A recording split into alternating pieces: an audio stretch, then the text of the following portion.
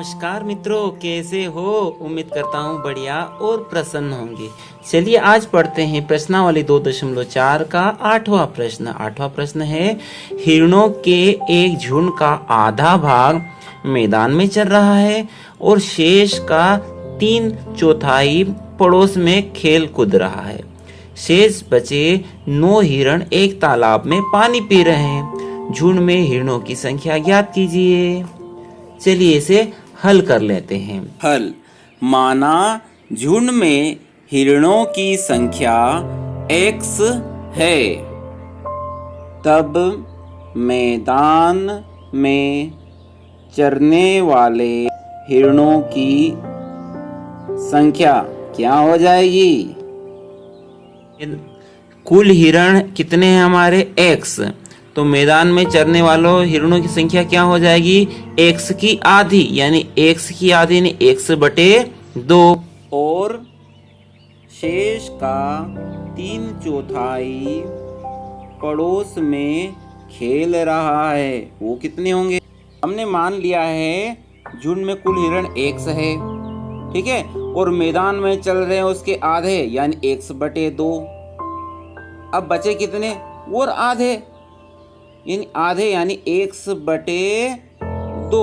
इस x/2 के 3/4 पड़ोस में खेल रहे हैं यानी 3/4। इसके गुणे में कर दीजिए तो ये पड़ोस में खेल रहे हैं। हमने माने कुल हिरणों की संख्या x है, x का आधा मैदान में चल रहा है यानी x का आधा यानी x/2। शेष कितने बचे भाई? x, इसका आधा x/2 और x/2। ये वाला हिस्सा तो मैदान में चल रहा है, इस वाले हिस्से का 3/4 पड़ोस में खेल रहा है, ठीक है। तो 3x 4 एकम 4 4 दूनी 8, ये हो जाएगा पड़ोस में खेल रहा है। और शेष 9 हिरण पानी पी रहे हैं। प्रश्न में दिया है तथा शेष 9 हिरण तालाब में पानी पी रहे हैं, अतः कुल हिरणों की संख्या वो कितनी हो जाएगी? अब कुल हिरणों की संख्या क्या हो जाएगी भाई? मैदान में चल रहे हैं आधे यानी x/2, बाकी के पड़ोस में खेल रहे। कितने पड़ोस में खेल रहे हैं? 3x/8 और शेष 9 पानी पी रहे हैं। कुल मिला के ये सारे हिरण कितने माने हैं हमने? x, ठीक है। इनको हल कर लेते हैं। चर को एक तरफ, अचर को एक तरफ, तो x/2 एज इट इज, धन 3x/8 यह भी ऐसा ही। x इधर आया तो ऋण का x हो जाएगा और 9 को उधर भेज देते हैं तो ऋण 9 हो जाएगा। इसके बटे में कुछ नहीं तो 1 है, इनका एलसीएम लेंगे तो 2 का भाग 8 में भी जाता है, 1 में भी जाता है, तो एलसीएम इनका 8 होगा। 2 का भाग लगाइए 8 में, 2 चौक 8 4 बार में गया और 4 का गुणा 1 से कर देंगे तो 4x हो जाएगा। 8 एकम 8 एक बार में गया और 1 का गुणा 3x में करेंगे तो 3x ऐसे ही रह जाएंगे। 1 का भाग दिया 8 में तो 8 बार में जाएगा और 8 का x में गुणा करेंगे तो 8x हो जाएगा, बराबर ऋण 9 है ही सही। 4x और 3x धन के तो जुड़ जाएंगे, 7x ऋण 8x/8 बराबर ऋण 9। 7x यह धन का यह ऋण का, तो 8x में 7x के तो ऋण का x बचेगा बटे 8 बराबर ऋण 9। तो ऋण x बराबर ऋण 9 गुणित 8 हो जाएंगे, तो ऋण x बराबर 9 ऋण का 72। या तो समीकरण में ऋण का गुणा करेंगे तो सारे प्लस के हो जाएंगे, या ऋण से ऋण काट दो, दोनों में कुछ भी कीजिए। x बराबर आएगा आपका 72। और x क्या माना था हमने? x माना था कुल हिरणों की संख्या, ठीक है। अतः झुंड में कुल हिरणों की संख्या 72 होगी। अगला प्रश्न है, दादाजी की आयु अपनी पोत्री की आयु की 10 गुनी है। यदि उनकी आयु पोत्री की आयु से 54 वर्ष अधिक है तो उन दोनों की आयु ज्ञात कीजिए। यहाँ दादाजी की आयु 54 वर्ष अधिक है और 10 गुना ज्यादा है। चलिए हल कर लेते हैं। माना पोत्री की वर्तमान आयु x वर्ष है, तब दादाजी की वर्तमान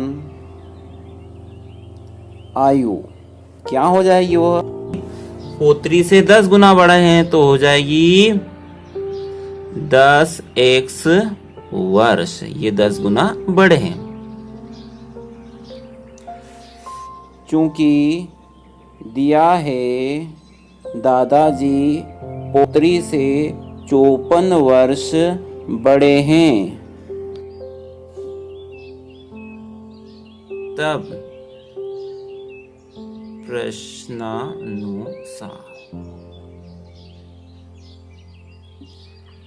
ये पोत्री की आयु लिखी हमने, ये दादाजी की आयु लिखी, दोनों में इक्वल यानी बराबर का निशान लगा दिया। लेकिन प्रश्न क्या कहता है कि दादाजी की आयु पोत्री की आयु से 54 वर्ष अधिक है, यानी ये 54 कम है और ये 54 ज्यादा है।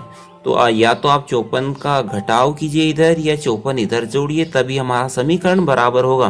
तो मैं 54 इधर जोड़ देता हूँ, ठीक है। अब हमारा समीकरण इक्वल हो गया। वही तरीका, x को एक तरफ रखिए और अचर को एक तरफ रखिए। तो x बराबर है 10, x इधर आया तो ऋण 10x हो जाएगा और ये 54 उधर गया तो ऋण के 54 हो जाएगा। तो 10x में से x गया तो कितना बचे?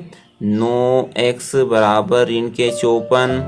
तो x बराबर हो जाएगा ऋण के 54 बटे ऋण का 9, माइनस से माइनस गया, 9 छंकी 54। तो x का मान आया 6, ठीक है।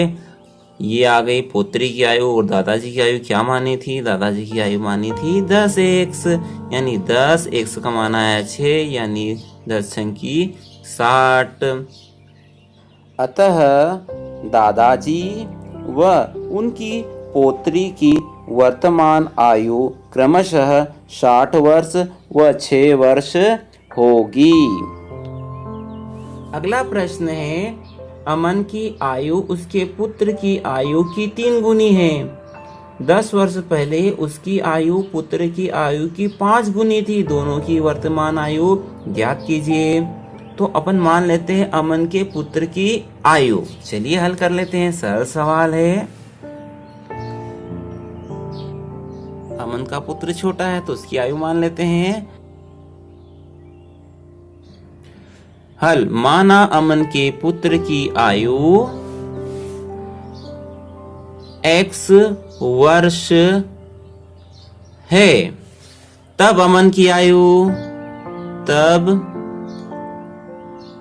अमन की आयु क्या हो जाएगी? अमन की आयु 3 गुना ज्यादा है तो पुत्र की आयु कितनी? x है, तो अमन की हो जाएगी 3x वर्ष, ठीक है। अब प्रश्नानुसार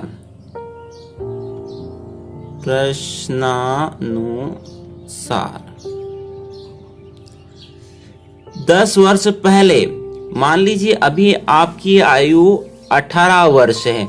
10 वर्ष पहले कितनी थी? तो 18 में से 10 कम कर देंगे, यानी 8 वर्ष थी। पहले का कहा जाए तो घटाना है और बाद का कहा जाए तो जोड़ना है, ठीक है। 18 वर्ष यदि आपकी आयु है तो 3 वर्ष बाद आपकी आयु कितनी हो जाएगी? यानी 3 आप उसमें जोड़ेंगे, ठीक है। तो 10 वर्ष